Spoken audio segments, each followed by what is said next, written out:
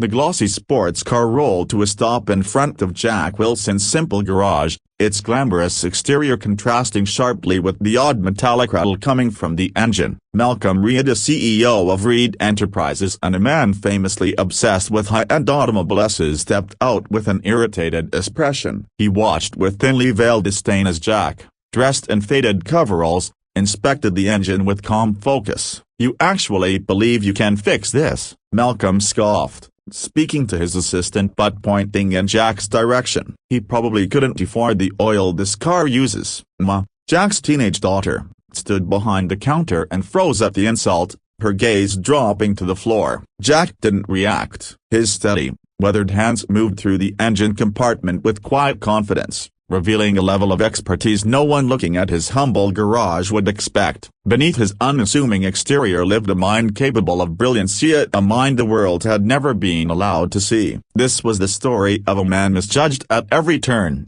whose quiet skill and unwavering dignity would soon shake an industry and teach his critics the meaning of respect. Years earlier, Jack had been on the path to becoming one of the nation's most promising automotive engineers. His professors admired the near instinctive way he understood engines and knowledge that went far beyond textbooks. But life changed abruptly when his wife died, giving birth to Emma. Faced with medical expenses and the responsibility of raising a newborn alone, Jack left his final year of engineering school behind. He took whatever work he could find until settling in the small town of Millfield, where he opened a modest garage. His partial formal training, combined with natural talent, made him the best mechanic in the region. The townspeople trusted him for his honesty and reasonable prices, though few knew about the dreams he had buried. Every night, after Emma fell asleep, Jack would sit at a tiny desk under the soft glow of a lamp, sketching sophisticated engine concepts and designs far ahead of what major manufacturers had attempted. "Dad,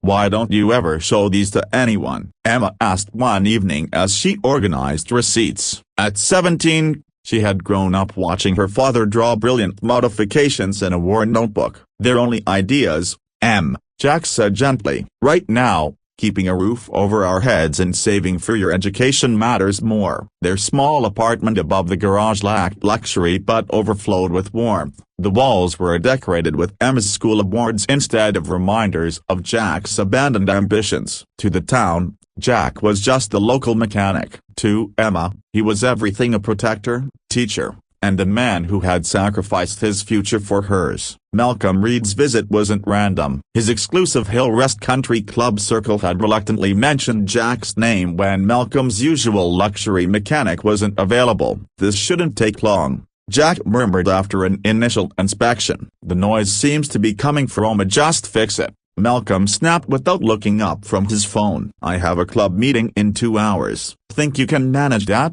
His tone implied he expected the answer to be number. Jack simply nodded and began diagnosing the issue. Something in the car's design felt off, subtle, but unusual. As Jack worked, Malcolm strutted around the garage, taking loud phone calls and occasionally sneering at the surroundings. "Ma, can you pass me the torque wrench?" Jack called. When she handed it to him, Malcolm snickered. "Specialized tools in this place?" He turned to his assistant. "Thomas, remind me again why we didn't tow this to Pittsburgh." Thomas mumbled something about timing. Jack ignored the insult and focused. Soon he spotted a problematic design modification that caused excessive strain on a specific engine component, ironically similar to a flaw he had once analyzed in his notebook. "Mr. Reed," Jack said cautiously, "I believe I've found the source of the problem. There's a design feature that causes." "Oh, so now you're an engineer?" Malcolm laughed. "Where's your degree hanging between the air fresheners and the calendar from 8 years ago?" Emma flushed with anger,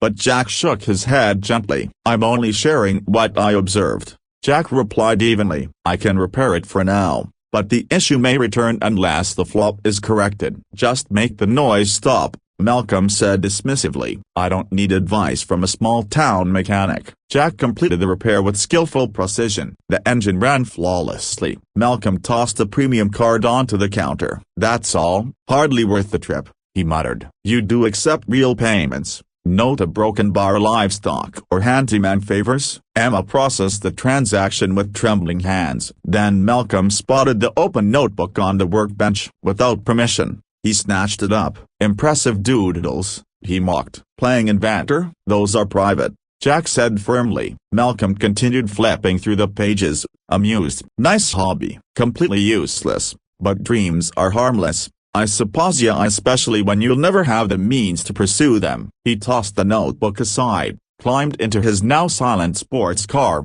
and sneered, "If the noise comes back, I'll return. Try stocking better coffee next time." The car sped away, leaving father and daughter in heavy silence. "Why do you let people talk to you like that?" Emma whispered, voice tight. "Because his opinion doesn't define me," Jack replied, pulling her close. "I know what I'm capable of. That's enough." Yet, later that night, alone, he stared at the notebook Malcolm had mocked. His life's quiet work reduced to a joke. Days passed. Jack returned to routine repairs, bookkeeping, and helping Emma apply to colleges. Malcolm became another unpleasant footnote in a life full of challenges. Then everything changed. Mrs. Peterson arrived for her usual oil change. While Emma handled the paperwork, she noticed something on the small TV in the waiting area. "Dad, look at this." Jack stepped out from under a car. On the screen stood Malcolm at a corporate event holding Jack's open notebook. "And here," Malcolm was saying with a laugh, "we have a local mechanic who imagines he's reinventing the internal combustion engine." He had posted the images online as well. The internet quickly turned Jack's private work into the butt of a public joke. Emma showed Jack the posts,